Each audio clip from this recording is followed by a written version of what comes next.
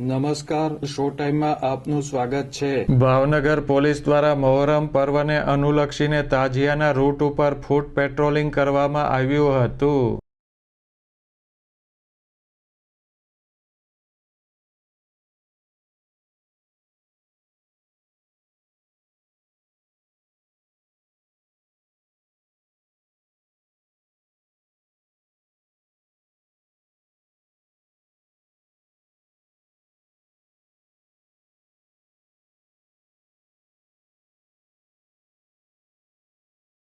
SP Harshad પટેલની આગેવાની હેઠળ શહેરની ચાવડી ગેટ પોલીસ ચોકી ખાતેથી ફૂટ પેટ્રોલિંગ કરવામાં આવ્યું હતું। એસપીએ પોલીસ અધિકારીઓ તેમજ મુસ્લિમ સમાજના આગેવાનો સાથે તાજિયાના રૂટ અંગે ચર્ચા કરી જરૂરી સૂચના આપી હતી।